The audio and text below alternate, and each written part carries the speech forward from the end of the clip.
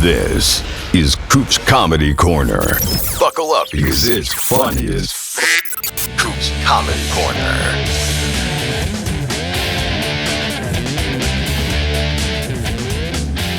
Welcome to Coop's Comedy Corner. I'm your host, Steve Cooper. And I got to tell you, people, my guest today, I told him this story a long time ago, and I don't think he remembers it. But back when I was little, there was a guy named Mike Nolan, and he used to pick on me. And he, in like sixth grade, he stole my football. So fast forward years later, I'm playing at the Comedy Cabaret at the Cherry Hill Hyatt. And the headliner is my guest, who at the time was on MMR. Morning Zoo was huge. So this guy, Mike Nolan, shows up to my show and he goes, "Oh, yeah, we're big fans of your," well, my guest, I'll say his name when he comes on. "We're big fans of his." And I said, "Oh, okay." He goes, "Can you introduce yourself to the show?" And maybe being a nice guy, I say, "Okay." So I go to my guest and I go, "Yeah, I'm going to introduce you to some asshole." And this guy stole my football when I was little. So I introduced my friend. My friend goes to my guest. "Oh my God. Yeah, me and Cooper have been great friends for years." And my guest looks at him and says, "Then why did you steal this football?" And the dude shrunk and I laughed and I loved it. And my guest is Pat Godwin. How you doing, Pat? I'm good. I'm glad it was that. I thought it was going to be something worse. I would curse or something. I still remember that. I still remember that. It's so funny because it was one of those things. He was such a dick and he wanted to meet you so bad. And you just cut the guy down in his tracks. And that's when you sit there and you go, "Yeah, you bullied me when I was younger. But now look at you. You're the asshole when you met someone you're a fan of." Well, he got what he deserved. You don't steal somebody's football. Exactly. Well, now, before we start, you have so many good stories. And any show that Pat Godwin is on, you have to tell the Don McLean story. I want to just get that out of the way because that's one of the classic music comedy stories you ever hear. Tell the story because you tell it so good. I see you write it on Facebook, but tell the story. Yeah, I usually post it about once a year when there's some domestic charge on Don McLean, and or somebody that else has opened up for him will say something. I go, "I told you." But back in Wilkes-Barre, Pennsylvania, I started off doing original music in a place called The Station, and they would have two shifts. Guys would do five to nine, and someone would do 10 to 2 musically in this one area, the bar area. Then every now and then in their bigger area, they would bring in bands, and I got a chance to open up for Warren Zevon, Dave Mason, the band without Robbie Robertson, but people like that, Jethro Tull, and it was really exciting to be able to open up for those people, and they were all fantastic. And then I was asked to open it for Don McLean, and of course he had the huge hit American Pie, and I thought, God, that'd be a great opportunity, and because I was like I did all the openings back then for the bands that would come through, and it was great. And I'm in the green room. Now we're going back. This is when I did all original music. I wasn't a comedian, and I was. It was a fun time to say the least. So I'm thinking this is before I came to Philadelphia. We're talking 1985 or 86. So I'm in the green room with a couple. He only has a very small band. He's got like a drummer and a bass player, and these guys couldn't have been nicer. And I lost my guitar tuner, so I asked the guy to borrow a guitar tuner. Of course, I'm feeling like I'm a part of the music community. Oh, this is so exciting. Everybody is so nice. And so far, everybody's been really nice. There's one green room there. That's the green room we all use. The band didn't have any issue with me being there. Levon Helm on drums, all these famous people. But then Don McLean walked in with his comb over hair and bulky and just mean looking. I'm like, whoa, it's not the Don McLean I expected, you know? It's not the American Pie guy. This guy is like, and he's angry that I'm in his space. He goes, "What are you doing in here?" I said, "Oh, Mr. McLean, I'm your opening act. My name is Pat. It's a pleasure to meet you. That's why I'm in here." And he goes, "Well, Pat, get out." And he said, "Get the F out. Get the F out. I don't need the opener being in here. I need to, get and he was like such an ass. And I just stood there and his band said nothing. And at that moment, I realized they know who he is. I see the look on their faces. They're embarrassed. And I'm also Irish, and I'm an Irish American. And get out. You're not doing it quick enough. Pack your guitar, your little case there, and get the F out." And I stopped, and I said, okay, I'm getting out. But what I wanted to say is like, I never liked American Pie anyway. It was way too long. It's 8 minutes long, and it could have used a bridge, quite frankly. And you know, you say all these things that you meant that didn't turn true. All these images the song sucks. That's what I wanted to say. I never had a chance to do that. I meekly walked out of the dressing room, just crestfallen. And I'm in front of my hometown crowd of Wilkes-Barre, Pennsylvania, people I went to high school with, and I get on stage. And I'm trying to go through my repertoire. And as I'm going through it, the Irish, I'm getting madder and madder. And I start to tell, yeah, I hope you guys really enjoy Don McLean, because I didn't, backstage. And they're like, whoa, he's a bit of an ass. But no, he'll probably be in a better mood for you.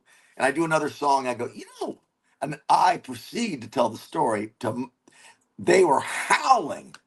Yeah. By the way, Don McLean, quite frankly, he's a jerk. And what he had, he's got Starry, Starry Night, Starry, Starry Night, and he has the American Pie song. Of course, you're gonna love that. I'm sorry. Let me get back to my stuff.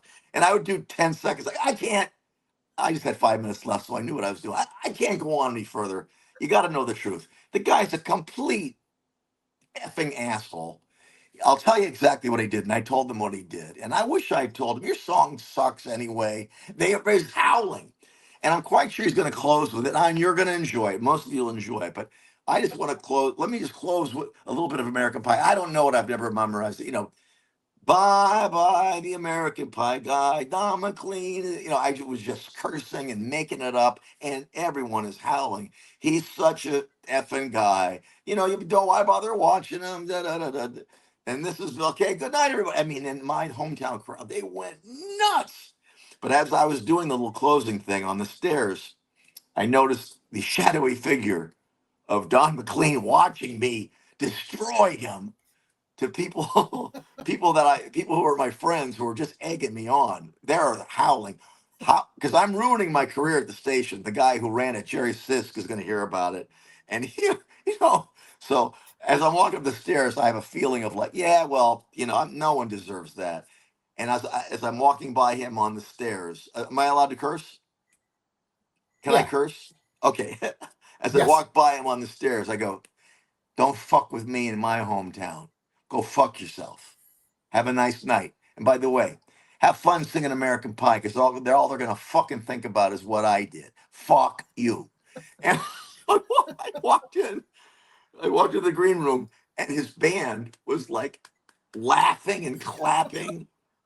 And then instead of waiting around to be fired, I go to Jerry Sisk, the owner. I march right into it with my little guitar case. I'm all of, I don't know, very, very, very, very young.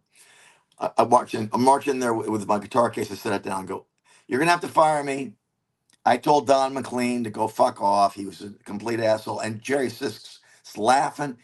He goes, and he had a southern accent. Son of a bitch, that guy's been on my ass all day. He's the worst. He is such an asshole. You're not fired. I'll give you more gigs. I can't talk to him like that. And so it all turned out great in the end. And that's absolutely all true. Well, it's funny. I'd interviewed Don McLean for Cooper Talk, and he's sitting there. He's eating during the interview. I've done over 1,000 episodes for the show. No one ever said he's eating like crackers or peanuts, and I'm like, dude, and I'm like, yeah, he's just an asshole. So yeah, he's unbearable. we know you have to get up. Yeah, you have to get up tomorrow at 3 a.m. Tell me about Bob and Tom, because I know you from your Morning Zoo, but how long have you been involved with them? And does it add a second surge to your career? Because you got the huge surge when you started doing comedy with MMR, because in Morning Zoo you were everywhere. But what has this done for your career? And explain to the viewers if they're not familiar, because it's mostly a Midwest show, right? A lot of people in Midwest listen to that. Tell me about the Bob and Tom show and how you got involved in it. The Bob and Tom show never went to like New York or LA, so they're kind of under the radar, or Philadelphia from that matter. But they've been the most syndicated morning show of all time. They always have about 100 to 120 stations nationwide, and they're based out of Indianapolis, Indiana, and they've won 4 Marconi Awards. And they also introduce original funny music, not the parodies like I used to do at WMMR. They're a real creative show.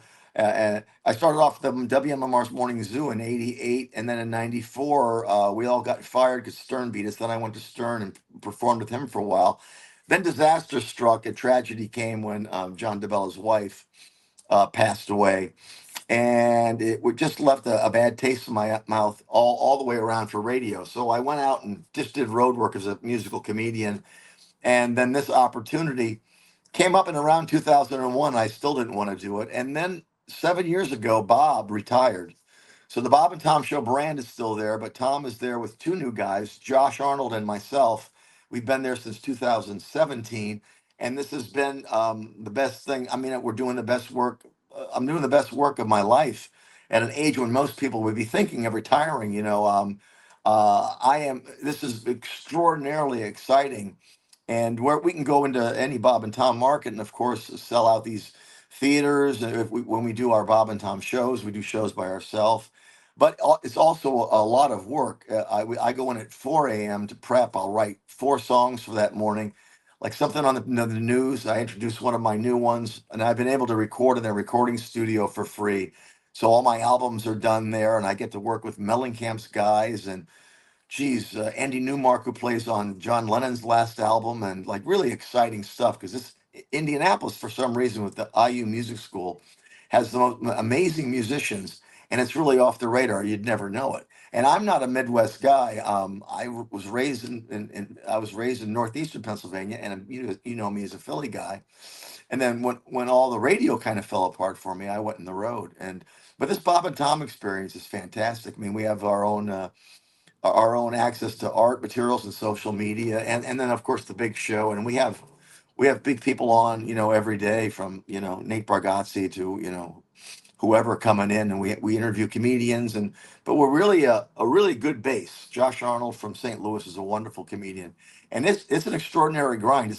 It's very stressful, in a good way. I mean, creatively, you're really on the line to do well. Much similar to what the Morning Zoo. See, the Morning Zoo, we did 4 music songs an hour by classic rock things, and then we filled it in around that. But this show's an actual 4 hour long show. The Morning Zoo was easier because I had time during the rock songs we played on WMMR to write something else. This show is on at 6 a.m. and done at 10 a.m. So it's a lot of material to go through. Now, how did they approach you? I mean, how did they find out about you? Because as I said, there's other people who play guitar and do comedy. Yeah, well, and it's not like you Haywood hold the market, but how did they find you? They found me because the Crackers, the comedy club in Indianapolis, always brings their comedians on to Bob and Tom. And I came on in 2000, and Tom had produced a record for me. And he asked, hey, you probably should, hang out, and I'll pay you as a writer, and you come on more. And for some reason, I didn't do that. I just went out on the road and wanted to do my own thing, went out to LA, that fizzled.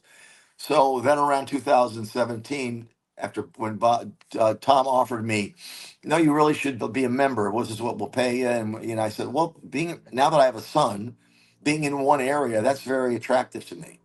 And I get to do stuff on the weekend when I want to. And I thought, well, yeah, this is a great thing. But it turned out to be much greater than I ever thought. I can't even explain how proud I am of the quality of the stuff that we're doing. Well, yeah, and it always looks good. You post a lot of good pictures, and it seems like you're having fun in the studio. Now, you'd mentioned earlier, back when you opened for Don McLean, and you're open for all these great bands, you were a straight up musician. When did the transition to comedy happen? Because it's something that it doesn't happen overnight. And when you were doing it, like in Philly, there was Nuclear Fish, and I think Lee Fielding. They were like the only guitar. Okay, Lee Fielding. Hey, he was always like Mr. Uppity Up. But when did you decide to this is start a great story. The comedy? Well, I had a girlfriend who was on the radio in State College, and before I would go up to State College and hang out, and somebody offered me a job. They said, hey, can you open up for these comedians at Cafe 210 West, it was called, in State College. So with all my original music, I did a 15 or 20 minute set to open up for Todd Glass, Mike Ciccone, and Big Daddy Graham. Todd Glass was the MC, Mike Ciccone, Big Daddy Graham. And I had never seen a live comedy show before because I'm doing my own thing. But this was my gig. So I got a chance to be very personable. And Todd even told me, he goes, geez, your stage patter is really great. you're funnier. You're really funny, like introducing the songs and stuff. But I watched these guys, and they were all like really good. Todd Glass had real presence, and this is 86, 85. And Todd Glass was really complimentary. He goes, "Yeah, you're really good, man. The songs are great. Don't get me wrong, but you're funnier in between the songs. If ever you want to, I'll hook you up for an open mic night." I never thought twice about it until I moved to Philadelphia. I was working at Penn, University of Pennsylvania, Smoky Joe's, and Todd would come every Wednesday when I was there. Todd Glass, and we'd hang out, and he was just a great guy. And it took him 2 years, and every 2 weeks he'd go, "I just watched you. You could do this." And I was terrified. And then he, so I call up Todd Glass and I said, "Okay, I'm ready." He takes me over to the Comedy Works where Steve Young was. And Steve Young took one look at my guitar and said, "We already have Lee Fielding, somebody Sullivan." Kevin Do you Sullivan. remember? Yeah, somebody Sullivan and somebody else he mentioned. I think it was Nuclear Fish or something. "We don't need you." And Todd was like, "Oh, hey, Steve, let him do." But that was So Todd goes, "Comedy Factory Outlet, probably a better fit for you. Let's take you over there." It was whatever. I don't know if it was the following night. It wasn't like that night. It was the next night. And Clay Heary was there. And he was taping for DeBella because there was somebody on the list that they wanted to have on the show.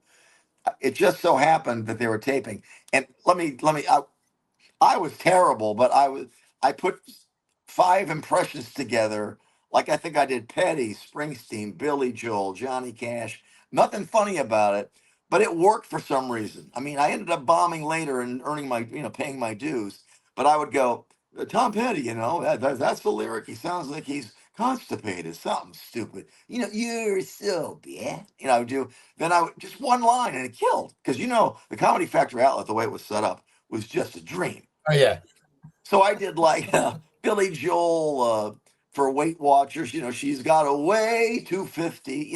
One little something kind of all these goofy little things. I did a short Springsteen, but I do a pretty good Springsteen. But for some strange reason, it worked. Whatever you got back then, 5 or 7 minutes. But Clay was taping that night. He took that tape to DeBella and said, "Hey, this guy could do like satirical songs for you guys." DeBella calls me, and I didn't, I was new to the area and I wasn't getting up at that time. I was working, clubs and at Smoky Joe's and things like that, and trying to stay alive. But DeBella said, "Hey, can you do these funny songs on a regular basis?" And I lied and I said, "Yes, come in on Monday." And that's like how it started. I was just thrown right into the pond without even knowing I could swim. It was that. It's funny. Crazy. You mentioned Billy Joel, and I remember you used to do Billy Joel for Sesame Street. 1, 2, 3, Yeah, 4, 1, 5, 2, 6. 1, 2, 3, 4. It was probably that was the bit I did that night. Yeah, but stuff like and that. You know what's funny?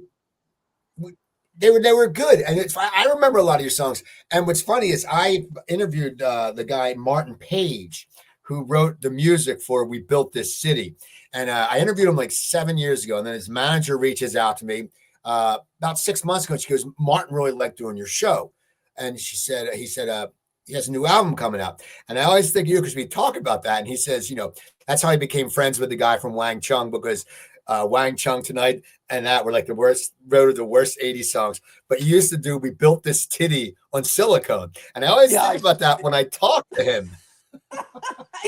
I did. That was in the early act. I said, Jefferson Starship for plastic surgeons. "We built this titty." Just like one line.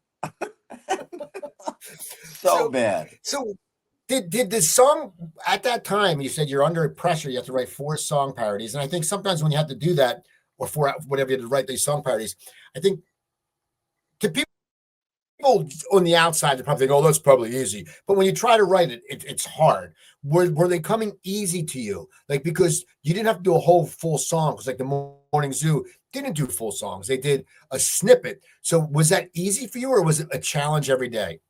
No, much easier. And at MMR, John DeBella encouraged more parody writing. At Bob and Tom, My albums are all original, not parodies. And what I do in the show is Tom will like a short parody for a little topical news story, which I can give him. I just get there early and I put, I work hard and it just comes. But there's the framework there, and you kind of can get the story together, and you make sure that you got to laugh at the end. And I work hard at it, but I'm also allowed to showcase longer 2 minute, 2.5, 3 minute pieces of my own original stuff that I really labor over, even over the weekends. I'll take those in, and sometimes they're written that morning too. It just depends. Sometimes I get lucky, and they just come right out, and then there's others I just slave over.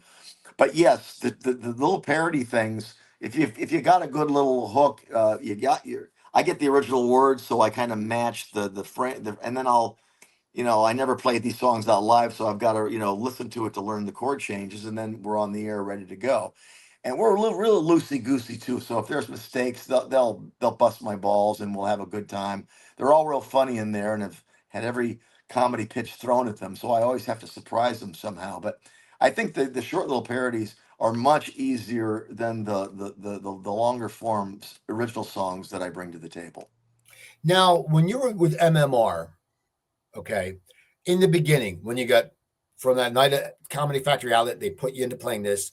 Were you still doing serious music, or once you got in the Morning Zoo, you stopped doing like the Smokey Joes? I mean, how did your career transcend?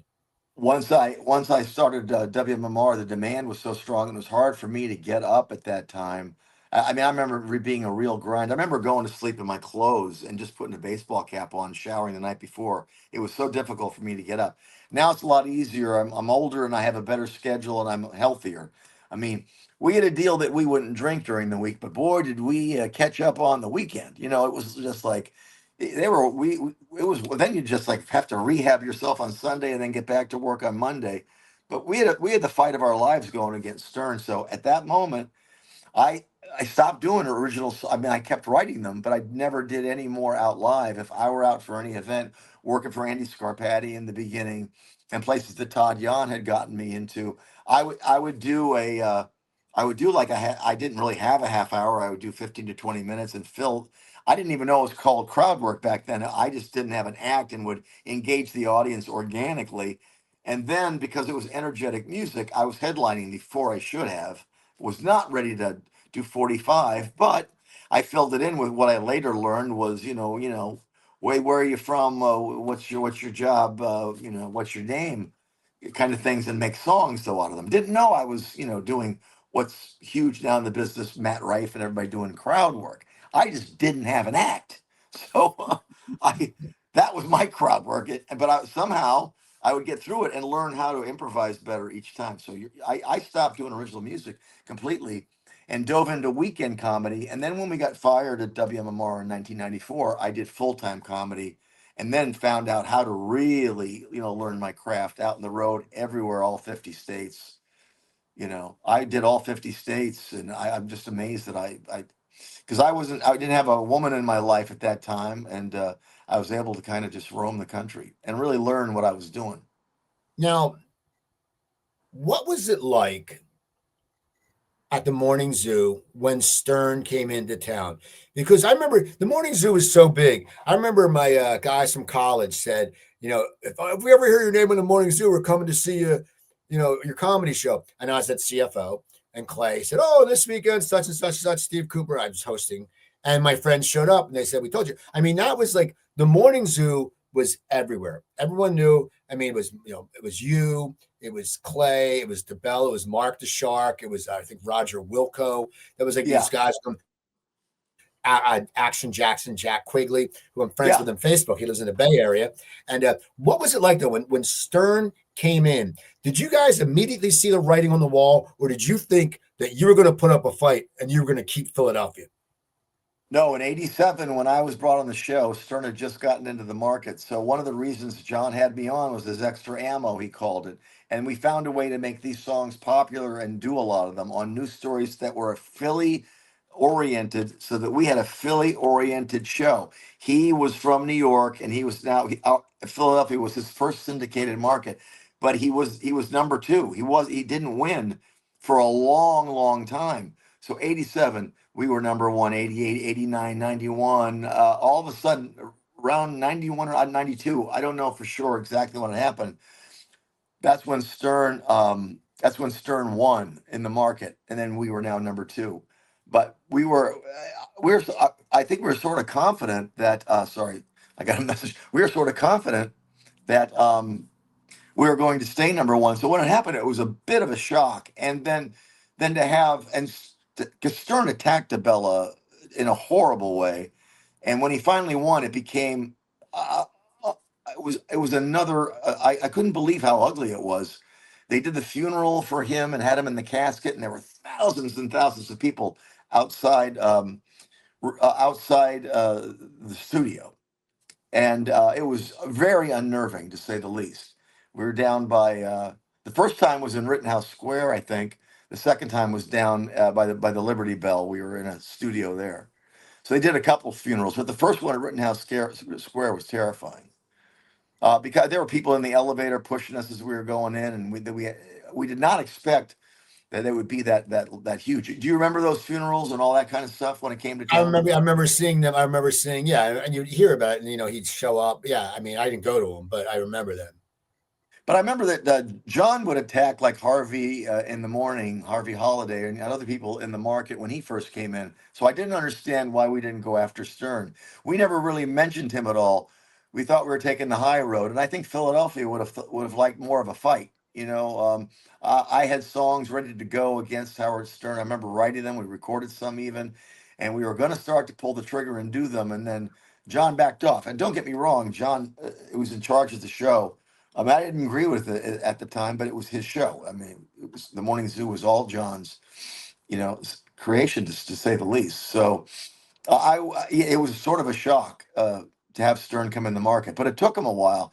But then when we were number two, even though that's still making a lot of money in radio back then, even in the fourth largest market, everybody panicked at WMMR and didn't know what to do, and John put a few other things together, brought other people in, and then Shark and I got fired, and DeBella still had a lot in his contract, two more years. So they put together Sports Rock, I think, with who's the sports guy there? That's Howard Eskin. Joe Conklin. Joe Conklin. Okay. Yeah, it was Eskin back then. Yeah. So they had John and Howard Eskin did Sports Rock. And that's when I immediately, like 2 weeks later, the Stern people called me up and asked me if I wanted to come on and do songs for them. And I said, yeah. And so I started to do songs for Howard Stern in 1994. After WMMR finally ended. Now at MMR, you got to play with a lot of great musicians. And oh my God, every day was exciting. Tell me about Zevon, because I know we're both big Warren Zevon fans. We're both big Graham Parker fans. I know that. But tell me about Zevon. Tell me about Zevon. You got to play with him, or what was your? Yeah, I got a chance to play piano with Graham Parker. I'm a huge Graham Parker fan, but Warren Zevon is probably my favorite songwriter. And the story with Warren Zevon is Warren Zevon lived in Rittenhouse Square for a while in Philadelphia. I don't know if you knew this. He dated DJ Anita Gevinson, I think is her last name. I never met her. She was not at MMR when I got there. But Zevon already had a relationship in the 80s with WMMR. So when I came into the scene, one of our first live events, Zevon is on, and I'm like, whoa. And the Flaming Caucasians were playing as the backup band. And I got a chance to sing Lawyers, Guns, and Money, and I think a song called Boom Boom Mancini and The Werewolves of London with Warren Zevon, and not only like rehearse with Warren Zevon, but like hang out and calmly, like go to lunch. And I remember when we worked in Atlantic City, he and I, we walked to the boardwalk. This is pretty funny. Warren Zevon asked, "Hey, you want to go down? I got to buy my own record." And I go, "What?" Yeah, he has to buy his own new record, and I forget the name of it. Transverse City, I think it was called. Yeah, I have to give it to this band, the Moondogs or something. They're my backup band, and they don't know any of the new music, so I have to go to a music store. You want to come with me? And he was real funny about it. And right, right behind him is a poster of Transverse City with a very photoshopped, well, whatever they did back then, Warren Zevon. He has kind of a ruddy face and is like a sweet looking Zevon with the same hair. And he looks up, he looks at me, and this young woman behind the counter, he goes, "Do you have Warren Zevon's Transfer City? I can't seem to find it and we couldn't find it, but there's a poster of him." And the poster's behind. It's the greatest. And the woman goes, "Hell? Oh, Warren Zevon. What is it over under the Z's?" No, we couldn't find it, Warren Zevon. Well, what is it? He's sort of famous for Werewolves of London. Oh, she goes, "I hate that song. Oh my God." Warren Zevon goes, "Well, some nights I hate it too." And she goes, "Are you in a Warren Zevon cover band?" He goes, "Some nights." and the poster of Warren Zevon is right behind her. And he just keeps looking at me doing like a Jack Benny take, if anybody remembers who Jack Benny is. And I could not stop laughing. The woman was completely oblivious. And then finally she goes, oh, hold on. There's a box right here. Chewing her gum the whole time, There's a box of Transfer City CDs. There's a box right here of this Zevon guy. Ugh. She's ragging on Werewolves of London. So she kind of rips it open. "How many do you need?" "Well, there's 5 guys in our band." "The Warren Zevon cover band?" "Yes, 5 guys." Oh, and so he buys 5 CDs. And then he didn't laugh. He smiled. I was howling. And as we walk out, he goes, "Does it get much more surreal or funnier than that, does it?" I go, "Nope." No, okay. So no, how did you end up playing with Graham Parker? Because my claim to Graham Parker is Graham Parker was on Cooper Talk and nobody was interviewing him. And I was just a fan. I just sent it to his people, sent it on his website. So we have a great time. And I'm a big Graham Parker fan. So he's playing at Randy Now's Man Cave. And it's a little place. He's playing City Winery. So he threw those nights in. And I take my buddy. We go down there. And Graham's on the thing. And he goes, "Yeah, follow me on Twitter. What's my Twitter?" And I sent it. And he goes, "Hey, Cooper from Cooper Talk, really great podcast." And I was like, "Oh my God." He called me out. And my buddy's like, "Holy shit." So for me, that was like, especially, I remember squeezing out sparks. Like, holy shit. Like, what a great album. And then, I know you like the song Temporary Beauty and that whole album. But how did you end up? No, the one I liked was You Can't Be Too Strong. And Squeezing Out Sparks killed me. And I used to I never did it on stage, but I used to play it because I just thought it was one of the most, it's about abortion, but it's one of the most, it's a brilliant song. You can't be too strong. And I just remember imitating him a little bit, but that didn't do me any good because we didn't do Graham Parker at WMMR. But I could do an impression of him and I loved him. And then Mona Lisa's Sister came out and I lost my mind. Every song on it was just genius. I played that freaking album. And then somebody tells me we have a chance to get Graham Parker on. And a few people on our staff don't know who Graham Parker is, but DeBella was a huge Graham Parker fan. So when I get to the Trump Plaza for the Atlantic City gigs, every year we would go to the Trump Plaza in Atlantic City and do a week-long gigs there. And we have everybody on, from Alice Cooper to everybody. And it says that Graham Parker's on. And I just so happened to be in the elevator with Graham Parker and his guitar and me and my guitar. I said, "You're going to be on our show. I'm a huge fan."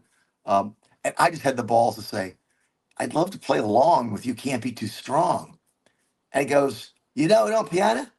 I can't do an impression. "Do you know it on piano?" He was like, I think he was rolling his own tobacco cigarettes and had one kind of ready to go when he got off the elevator. That's what I remember, how nice he was. He goes, he goes, "Do you know it on piano?" I said, "Oh, yeah, I could do that thing on the piano part. Yeah, I play a little piano." He goes, "Well, do that then. That'd be great. That'd be nice. Tonight's my anniversary. So I'm really looking forward to this. We're in a nice hotel. Tonight's my anniversary. I brought my wife. And we're going to do your beautiful show in the morning. Do you want to rehearse in the morning?" I can't do it tonight because he kept saying it's his anniversary. And he was just a sweetheart. Not the kind of gnarly, nasty guy that you kind of expect. Because the songs are so clever. You think he's going to rip you to shreds, but he's a sweetheart. And I thought it was really cool that he just said, "We can't rehearse tonight because it's my anniversary. The wife and I are going to have a little dinner." I said, "Oh, no." So we got there early, and I did the piano part, just a little tinkling in the background to You Can't Be Too Strong. And I have that picture. To this day, I look at it and go, how did I have the balls? Because I don't have those balls today. to just go, hey, can I play with you? One of my idols. I mean, It's yeah, it's just no, terrific. well, you have these stories, and now you wrote on. I want you to tell me these stories because on your Facebook, you wrote 3 places you've played. And it's funny, the first you said CBGB, and my wife and me were just at the Rock and Roll Hall of Fame, and they had the original CBGB awning. So you wrote, how did you end up playing at CBGB and how'd it go? Well, when I first started, I was 22 and I put an EP out that had Circle City, Young and Stupid. I forget the other 2 songs. They're forgettable, obviously. But I would go into New York. I was a huge fan of Steve Forbert and the burgeoning folk scene that was sort of happening, and then got obliterated by Duran Duran and MTV. But there were people still playing guitar like Steve Forbert, and they were wonderful.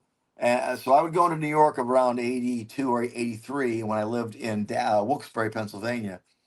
And I would drag my ass into New York once a week and do a showcase at the Bitter End, or a place called the Banana Stand. And then a person that was trying to manage me from Wilkes-Barre, Denise Fondo, she managed Craig Bevan and the Tourists, and they were a new wave group, and they were going to do CVGBs at 11 o'clock at night. And I was saying, hey, you think you could get me a spot? Because I knew they gave little spots to acoustic guys. Because I heard that Steve Forbert had famously done a little spot there, and it went okay. So they put me on at 1 a.m. after, first of all, the sound system is killer. And I even went in the afternoon and did a sound check. But the place is legendarily urine-soaked bathrooms, sweaty mobs of people waiting to just jump up and down. And oh my God, I did this. I started off with a Moody song called Circle City. I bombed. All 4 songs bombed. I did Circle City, Young and Stupid, which is a little more energetic. But I mean, nothing. I mean, but they weren't like rude. They were really listening. But man, it was rough. Then I did a song called The Black White Calypso, which was kind of a funny thing. And that got a couple of chuckles. And then I escaped there without being beaten up. But I remember being at 1 a.m. at the CBGB's after, no, really aggressive new wave bands. And good ones, too. Now, you also wrote, and I didn't, about the Spectrum. Yeah, that was a great how time. many times did you play? Now, tell me about that. Was that with the Who? No, because I know you did something with the Who, right? I worked with Pete Townshend when he did our show from London, MMR Morning Zoo. We went to London for a week, and Pete Townshend came on, and DeBella had said, hey, you have the guitar there. DeBella I'd have to do DeBella with a cigarette because he smoked back then. Hey, you got the guitar there. Get Pete Townshend under any circumstance to pick it up and play something. I got an idea. So we're having this interview, and Pete Townshend's fascinating. He's like so intelligent and funny and clever. And John gives me a look like, oh, all right, you got to do something. And I go, hey, Pete, yes? How does the opening to Pinball Wizard go? Now, I know the opening to Pinball Wizard perfect because I love that Baroque intro on the guitar. Doom, doom, doom, doom, doom, doom, doom. So I play it. Unfortunately, I play it note for note. And so how does it go? Does it go like this? Would you show me? And he goes, you know it. And so, well, I know it. I was just trying to get you. Well, you could have just asked me. And he grabs the guitar and he does, then he goes, you sing it. And I'm like, whoa, ever since I was a young, then I got it. And so he took it back from me. And then he was phenomenal. But it was this back and forth thing that DeBella set up, and it was just like, it was brilliant. So the Spectrum. Tell me about the Spectrum. The Spectrum. The Spectrum was WMMR had their 25th birthday party, and they got like Crosby and Nash and Jethro Tull, Warren Zevon. Who else did it? John Bazar, the comedian, did his big pants routine because he was one of our favorite. You remember John Bazar, of course. Yeah. They had him on a separate stage over here. And then, of course, I'm from the Morning Zoo, so they're going to have me do a little segment. And what they didn't realize is that they just sold this place out, though. The Hooters performed. I mean, and everybody got a nice chunk. But I went after, like, Crosby and Nash. This is during Crosby's drug period, but they both, like, brought the place down. Just the two of them with Marrakesh Express. And I'm like going, oh, shit. This is after Jethro Tull just killed. And I got to do like 15 minutes, solo. And I didn't count on that place being so large that I remember the first thing I did, it came back to me a second or two later as I was processing a little bit of laughter and trying to stay in the groove. It really threw me. I was not like, you had to get, I didn't know that was going to happen because I was not able to sound check it that day. But I just hung in there for dear life. And I've seen a video of it, and it's a lot better than how I remember it. How I remember it is just being completely overwhelmed. I don't know how those guys can pull off those big shows like that. I've done some big ones since then with comedy, but not nearly to the scale of 20,000 people showed up for this MMR because they gave away tickets. They gave to see Crosby and Nash and Jethro Tull and Warren Zevon and people like that and the Hooters, and it was fantastic. It was a great night for WMMR. Well, now you also wrote, you played at the Surf Ballroom in Clear Lake, Iowa. Yeah, that's the Surf Ballroom was dormant for a long time, and just recently they've opened it up. The original owners opened it up to have it do comedy and special events and stuff and bands and things. But for the longest time, they kept it just the way it was since 1959. I mean, it was February 2nd when Buddy Holly left the Surf Ballroom and got a ride to the Mason City, Illinois airport, Iowa airport. And so we're there backstage, and we see, a backstage that hasn't been. You see the Buddy Holly autograph and stuff. You're like, whoa! You're in the green room that he left to go in a station wagon to go to the airport in a snowstorm to that fateful flight. And that guy, we met the guy from that airline, had a couple of planes. That's all he had. We heard that he had buried that plane that crashed, Buddy Holly, the Big Bopper, and Richie Valens. And that's why, because he was so embarrassed. So he actually buries that. No one knows where that plane is. So we heard that story that night. Then this old codger, he's like, I don't know how old he would have been, and it was an Irish name. I wish I could remember. It was like Gallagher or something. But somebody goes, "That's the guy that drove. That's my grandfather. That's the guy that drove Buddy Holly to the airport." I said, "He probably doesn't like questions about that, right?" He goes, no, he does not. So but that's the phone booth where he made the last call to his wife Maria, and we're in these tiny. People were tinier back then. I remember us sitting in the seats, and the owners were giving, and they were showing us photos from that night that no one has seen of a much more mature, believe it or not, Buddy Holly, who's starting to dress a lot better. And we saw the photo, and he sat in on drums for Richie Valens because his drummer was sick. So there's photos of him that no one has seen, and we were like mesmerized. And then the owner of the club, um, he tells us this real story of the coin toss with him and Waylon Jennings, and he was stood right here for it. And we're honestly getting like goosebumps. We're just transfixed. This guy's telling the great story.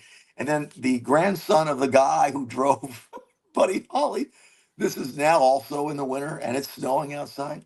And the grandson goes, "Hey, fellas, I'm going to give you a ride back to," we were at a hotel. We're like at a Holiday Inn. And and I just very boldly said, "Hey, let's be careful driving in the snow, at least at the hotel. We don't want to." And he laughed, thank God. But yeah, that was just such a trip. Now, since then, many people, this is going back 5 or 6 years, but since then, many people have got a chance to play that place. But I remember it being extraordinary because that whole story to me was fascinating. Now, earlier in the interview, you had said about, you were going out on the road after MMR, you're going out on the road. And the road is tough and you traveled a lot. Was there any time back then after you went through, you're on MMR, you're the toast, you guys were the toast of the town. Now you're probably playing, I remember one time I went from playing Trump's Castle when he had the castle in Atlantic City in the Comedy Room, staying in Trump's Castle, and then staying in a converted trailer in Erie, Pennsylvania. So, it's the ups and downs. But what kept you going? What kept you going after all that shit hit the fan? You were up here. I'm sure your income dropped. Your whole life had to change. What kept you in the game? Boy, not only did the income drop, but we had that tragedy where DeBella's wife passed away with, under circumstances that are really hard to talk about, to say the least. And it was a really rough time. And financially, I didn't know that was going to happen because I was buying guitars and pianos, and my brother's an artist. I'd buy stuff from him and frame it nicely, and that whole lifestyle went away. I put things in storage, and I went down. I'd done the South a little bit at the Comedy Zones, and I really realized I wasn't going to make rent. So I never became a sleep in the car kind of guy.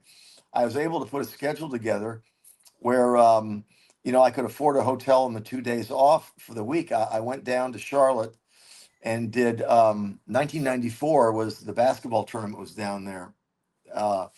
And I met all the guys that worked at the Comedy Zone, and they had me do a makeshift comedy club for the basketball tournament all day long from 2 to 6. And Carrot Top was managed by them at that time, and people like that, Rodney Carrington and myself. And they just opened their book to me. And at that time, they had 80 clubs in the South. So you could do their circuit starting a Tuesday and do through Saturday. But you'd be in Biloxi, you'd be here, you'd be there. So it was like shitholes, a nice place, comedy condo, in the back of someone's house. And I just had to grin and bear it because every night I was getting better, but I also had tremendous performance anxiety. So I was probably drinking too much, like after shows. It wasn't a real healthy time, but there was no Waze app or like even Waze. You had a roadmap in 1995, so it was like getting to stuff. It was like you'd have to wake up pretty early just to guesstimate when you were going to get there, hungover, and just driving it, hoping you're on my crappy Subaru station wagon would stay together and fixing that every 3 months. But I didn't realize that when you work that much, you kind of like you get good at it. But it was a tremendous shock and change in lifestyle. But to do that, and then they got me on some college stuff where it became a little easier, and then I started to be able to not draw, but the comedy clubs paid more because I did a good job. I mean, their typical pay would have been anywhere from 15 to maybe 18, but I was able to get like 25 a week, which was like better than most. And that was kind of nice. And that I was able to survive on, but in the beginning it was $150 for a Tuesday night, and then you pay for it. It was a rough grind. But I mean, I played everywhere though, and learned that, as a Northern guy, make sure you make fun of yourself when you're playing down in South Carolina. I remember one time doing the Springsteen bit where I would do some improv and ask the audience member what her name was to fashion a Springsteen song together. You need a girl, a car, a job, you hate town, you want to leave. What's your name? And I think she said, Kate. And I made fun of her name. I didn't know Kate had 2 syllables. Kate. And it didn't get a laugh at all because everybody speaks like that. And I'm from Philadelphia being a jackass. And I immediately got off stage and asked the other comedian, that thing always works. Yeah, but you can't do a Southern accent down here. You did it without a hint of, you didn't knock on yourself. And I said, oh, that's how you learn, by making these geographical mistakes, performance mistakes, too aggressive, not doing material up front mistakes, and not establishing likability. You learned, not in a book, you learned like by sucking, having a great night, okay night, sucking. Because we'd be, all right, you're over there, the mic's over there, and we start the country line dancing right after that. You do we do 45 minutes, we got the pool tournament going over here now. Don't let that bother you. We can't tell them to stop playing pool. And you're like, holy Jesus. They're playing a pool tournament. You're doing your 45 into a Radio Shack speaker in Tuscaloosa, Alabama, with a guy with a shotgun by the safe. And I was just like, I came from being coddled in Philadelphia on the Morning Zoo to all of a sudden, whoa, this is really what comedy is like all about. This is how people, learned. I got a lucky break. What is your act like now? Like when you go, do you do, because you have the albums, do you do stand up and then you do they're not music parodies, they're comedy songs. That's a big difference. You're writing songs. So is your whole act now, you do 45 minutes. Are you doing material too? Like remember when Big Daddy Graham and Busted Stole, I was in LA after he changed his act, but he used to do his material. Then he'd go, come on, you cheap bastards, buy the album. Yeah. First guy ever Hawk merch, Big Daddy Graham. But he would do some songs and then we'd do bits. What is your act like now?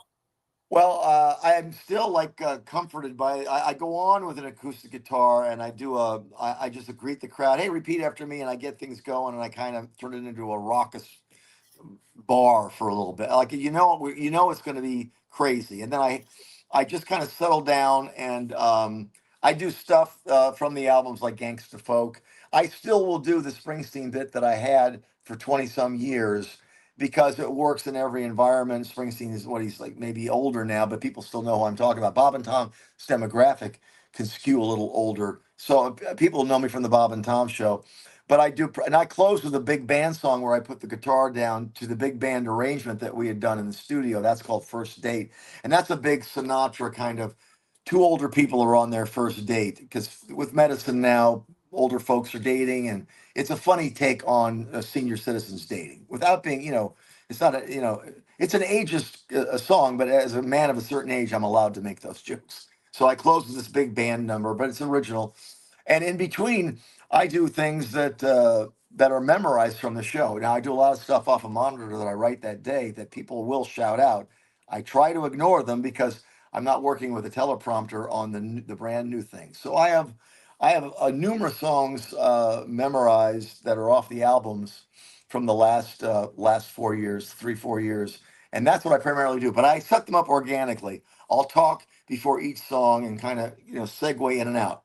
But it's the guitar strapped on the whole time. Short, tiny things, longer piece, and then the big band closer. But I'm strapped and ready to go with the guitar. That doesn't mean to say I won't talk and do a story for 5 or 7 minutes, but that thing's ready to go in case something musically like comes up. And also, it's the way I'm more comfortable, to be honest with you. I've tried stand up without a guitar at all, and I do a little bit of it before the last big date song, but I just set it up. But I'm not really comfortable without the guitar. I'm it sort of jams me up a little bit, and it makes me like a false adrenaline. It gives me like a stutter and a.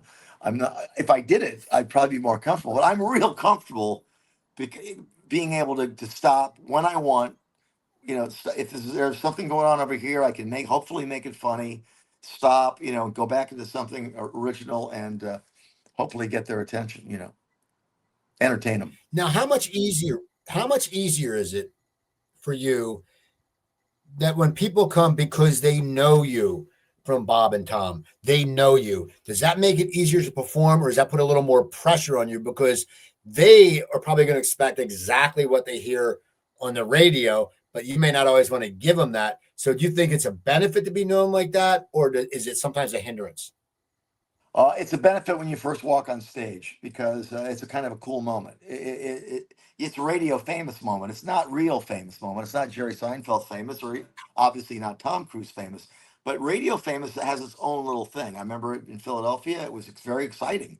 Radio fans, they have an intimate relationship with your radio show. These truckers are in their car and they love you're their family. You're entertaining them for 4 hours. So you get an audience that's quite frankly incredible. But I also like people to laugh spontaneously at something that's funny for the first time. So I will do things, I'll pepper the show with things that they know because like Gangsta Folk was a kind of a big one for us that got a lot of airplay. But I will do stuff they haven't heard and just keep that for me that I haven't done on the radio, like a Dave Matthews or kind of some goof around thing or some original song that I haven't done. And then I know every 10 minutes I got to give them something that they've heard from the radio, but they're surprisingly sing-alongy. Like I don't suffer that much, but I like getting the laugh, like the laugh as it occurs from somebody who's heard something for the first time. So there are things that I keep for myself peppered with these things that they know that I'm sort of obligated to do, but they're also very good about it. They're not, disrespect. They'll sing along, and that shocks me. I'll look down to see somebody mouthing the words, and I'm like, I'm so flattered. It fills my heart with joy to look down and you do one of your songs, like, holy crap! If I forget, I could just look to this guy who's mouthing it. Just it's an amazing experience. It's wonderful. I have one final question. I ask all my guests this, and it can be personal, it can be professional, it can be both. Looking back at your career, because you've been in it for a long haul, you've been a working comic for a long time, and before that, you were a working musician. Looking back, at this point in your life, what makes you proud? What are some things that make you proud when you look back at your life? What are some things that make you proud? That I haven't given up, and that I can recognize that I have a lot of regret over the lack of creativity during the road years, because I wouldn't write during the day. I'd be exhausted, I'd be hungover, I'd be doing the show to the best of my ability and then collapsing. And what I'm doing now, and being a father and being in one place and doing shows when I want to, is what I'm most proud of. This is the most creative I've ever been, because I have a deadline for stuff. So I'm forced to wake up at 4 o'clock tomorrow and write a couple songs. I mean, who has that opportunity? Not what songwriter is just forced. Oh, you got to get up now and write. You'll come up with stuff. So I have never been more proud of being a dad, juggling that, and being creative, and being in one place, and not giving up, because there were times that I really, with a divorce or being on the road, where I suffered, and it was just like, man, why do I put other people through the fact that I've got this dream? I'm just dragging myself around the clubs to pay rent so that we can survive. I'm not doing anything creatively or anything in my career. I do have a lot of regret about that wasted time, but this time right now is what I'm extremely proud of. And I know all those moments shaped what's going on right now, but I can't believe that I'm sitting here.